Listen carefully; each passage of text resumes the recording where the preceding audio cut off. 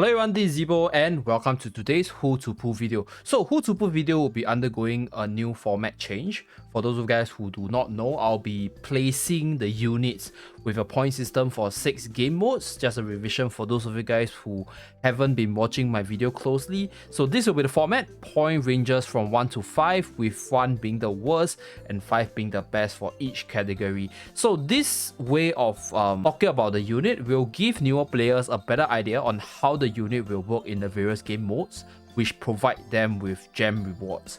So this will help the players who are either light spenders or free-to-play players to actually keep up competitively in Guardian Tales itself.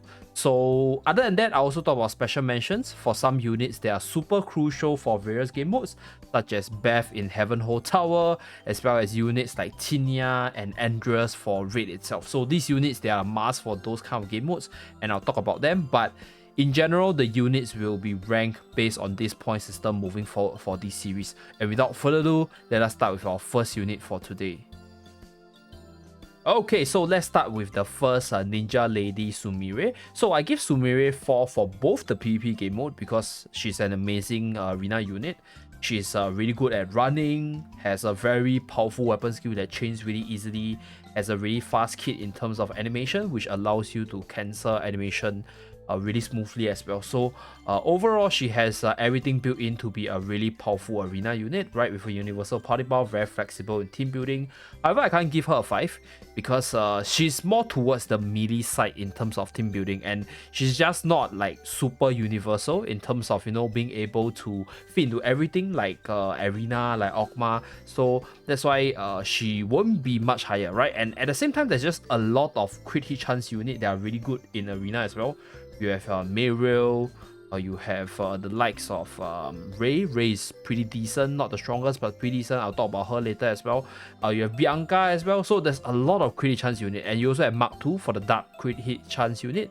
So in general, you just have a lot of choices. You don't really have to go for Sumire if you're just looking for that party buff. But if you're looking for the Ninja's summon Shadow Clone kind of playstyle, running around, throw weapon skill, then I think Sumire is a good unit to go for just for the PvP side. Then for Colosseum, she's a 3. Not because she's a bad Colosseum unit. In fact, I think targeting mechanics for the normal attack is a very unique one, right? If the leader is a range unit like Kamel, you know, like Mark 99, then it can be really good, right, by sniping down the leader if you use Sumire as a leader. However, she can only be a 3 now because on her release, right, the mono light teams or light units in general, they're just really powerful in Colosseum, right? Mark 99, Gabrielle, Eleanor, Future Princess, people are also running Priscilla. So light is really good in Colosseum, and given the current state of the meta, Sumire won't be that good in Colosseum. Although she does have some potential to snipe off basic defensive teams, but there's just a lot of light teams running around, at least from what I can see in both the KR side as well as the Asia side that I'm playing. And for co-op, massive damage, really good and speedy, allowing you to clear mobs really fast. But then again, her kit is more single target focused, although she does have AoE damage and she does do a lot of damage. So you should be able to clear through the different co-op modes pretty easily with her. But she won't be your top pick because for co-op, there's just other units that are so much better, right? Gabrielle, Kamel, so I only put her as a 3 there. So that's for the co-op side, right? Both defensive co-op as well as the normal co-op. Then for Raid and Expedition, 2.5 for Raid, she does a lot of damage, but the melee dark team is really stacked up, right? You have Lilith, you have Yuze, you have Ray, you have Beth already. So it's kind of hard to slot Sumire in that team. And if you judge her based on the amount of damage she can do, right, I think she's worthy of the 2.5 points. However, you probably won't want to pull for her just to use for it unless you have no other units and you need a unit to do damage. So that is an advice from me for those of you guys who intend to pull for Sumire for raid, right? There are better dark units for raid purposes, right, in terms of the melee side.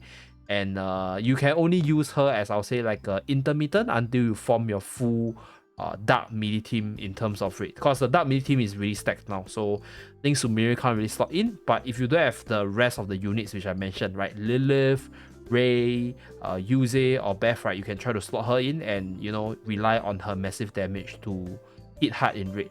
Then for Expedition itself, yeah, like I mentioned earlier, she doesn't have a lot of multi-target mechanics, and she doesn't have anything to boost your team survivability or damage output, so she doesn't allow your team to kill the monster super fast, and that's why she's not very good for Expedition. However, like I mentioned earlier, she does do a lot of damage, so she might be able to hit really hard, and you know, the objective of Expedition is just hit hard and hit fast.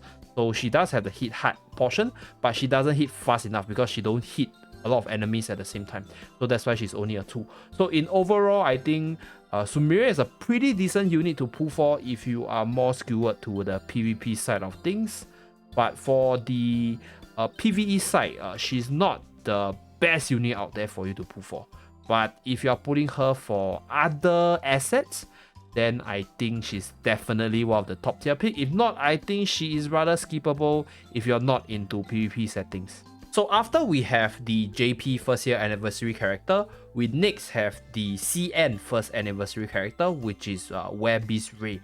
So Ray, it is very different from Sumire, because Ray is the stand on the spot and fight you like a man kind of unit, right? She's just a very headstrong unit. And different from Sumire, I think Ray is just amazing for PvE settings, because she has a crit chance buff, which is universal. She has a pretty decent damage, and lastly, she has a melee defense down. So she's pretty much required at this point in any melee team that you want to build to maximize your damage. So she's very good for your fire melee team, very good for your dark melee team, so you see her running around for raids. And in the future, moving forward, I think if you are building a melee team for other elements, you can also slot Ray in just for the buffs as well as the stuff that I talk about. So she's amazing there. Then for Expedition, same thing, right? She just allows your team to do more damage by applying the debuff. So that's why I give her a 5 for both Raid and Expedition. She's pretty much irreplaceable if you want to build melee teams for these game modes. Like, she just does so much for the team. She increases the damage output for the team by so much. It's crazy. And for Arena and Q3, I give her a 2.5. I think Ray in general is pretty serviceable in these game modes, but she won't really be your top pick because she is very immobile. So it's kind of easy to kite her in big maps. And in smaller maps, she's definitely pretty powerful, and she does have a parry mechanic, which is pretty good for PvP as well if you know how to time your parries. So that's why she's definitely serviceable there. But like I mentioned earlier, there's just way easier to use and as powerful crit chance unit in the pool. So even Sumire is better than Ray in terms of arena setting, because Sumire does a lot more.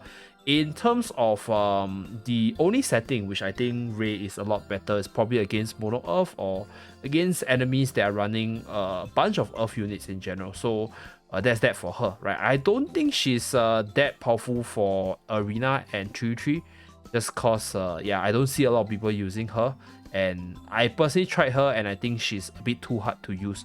And you know, it's not worth the effort because she's not overpowered even if you're amazing at it. So that's why she's only a 2.5. Then for Colosseum, she's melee, right? She just charges herself into death, right? And she's not very good for Colosseum, so don't use her for that. Then for co-op, 3 points. Why? Because as much as she's good for Raid and Expedition, right, I think the co-op side of things in general, they're more dominated by the range units. So if I see a lot of people using the melee units for co-op, then I think Ray will probably be a 4 or even a 5 there. In general, I think she's amazing for PvE contents. Oh, no doubt about that. But I give her a 3 for co-op because I go in with Ray and then I see other people going in with Kamels, Gabriel, Bianca, Nari, Mayriel, Cloud, and you know, everybody just leave the room because I go in. So that's why I give her a 3. But yeah, that's pretty much it for Ray, right? If you want to pull her for the PvE side, go ahead. She's very good for PvE related contents, but for PvP, I think questionable. Though she's serviceable and you can try to make her work, but yeah, she's more towards the PvE side. So that's my take for Werebeast Ray. Let's move on to our third unit.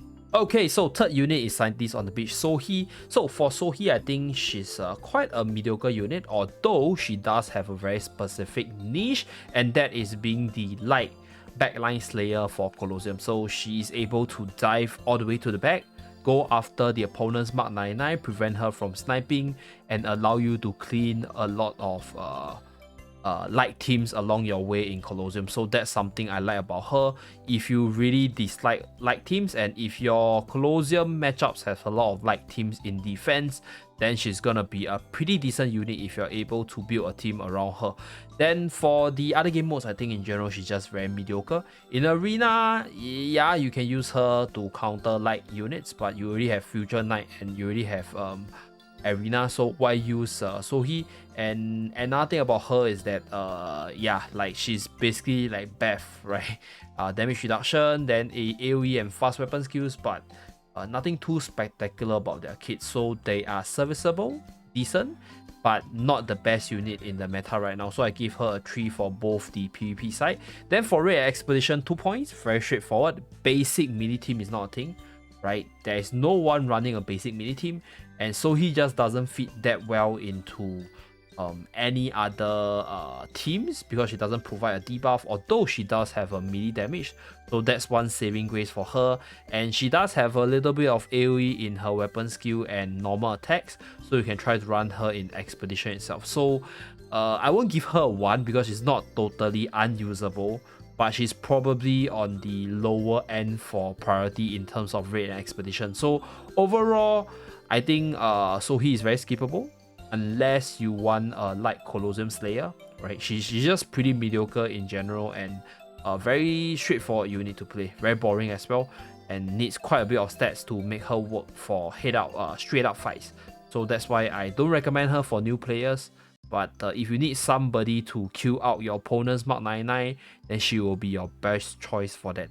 Okay, lastly, we have the second anniversary unit for the global server, Mad Panda Trio. So Mad Panda Trio is very underrated in arena settings or PvP settings in general because Camels, Mirrors, they are just really good. Everybody uses them for every other game mode, and people actually skip MP3 just because they already have Camel or Mirror on their teams. And I won't blame them because these two units, they're just more versatile and they're just freaking amazing in a lot of different modes. But MP3, or rather Mad Panda Trio, like for those of you guys who are wondering what is MP3, right, it's Mad Panda Trio because there's 3%. So for MP3, I gave them a 4 for the PvP side because they are actually very, very strong in arena. Their weapon skill has a very big AoE, very easy to actually chase after your opponent, and they have ability to transform into the robot mode, which grants them damage immunity. So you can spam this ability over a long drawn out fight and gain a lot of value out of it. And other than that, right, I think in general their damage output is pretty decent as well. And being a melee attack buff or melee damage buffer makes them pretty decent in terms of team building because melee teams are in general very strong in arena, and you are easily able to form a melee crit team basing around MP3 itself. So I'll say that pretty solid unit in the PvP side.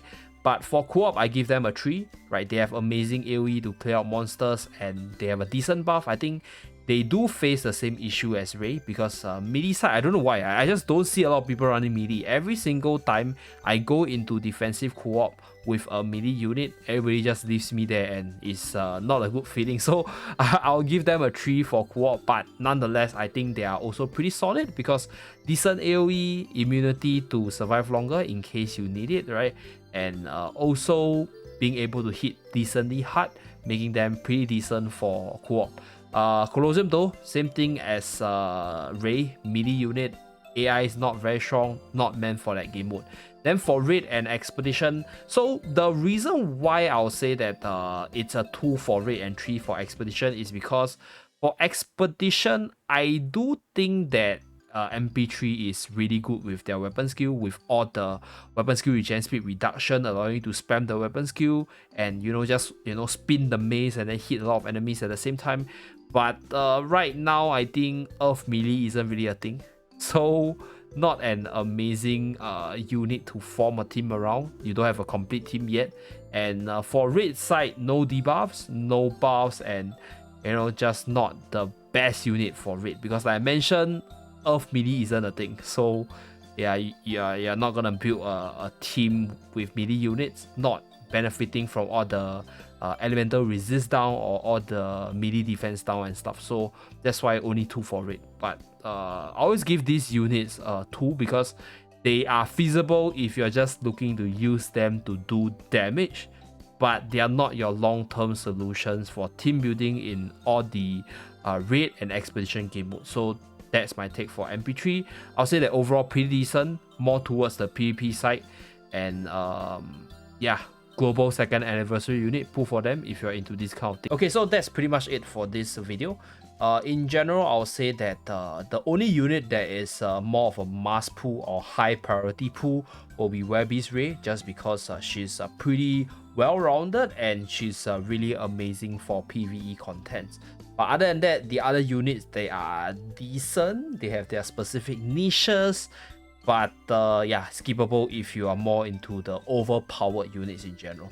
But then again, if you're into really nice boobas and stuff, this time around, they do give you some really good units. So if you're into aesthetics, then this pool of units, they're actually pretty good as well. So yep, that's pretty much it for this video. Let me know down in the comment section below which unit you'll pull for from this anniversary unit bunch. And thank you very much for watching. Do remember to like and subscribe in order to see more contents from the channel. I'll see you guys again in my next video. Bye guys.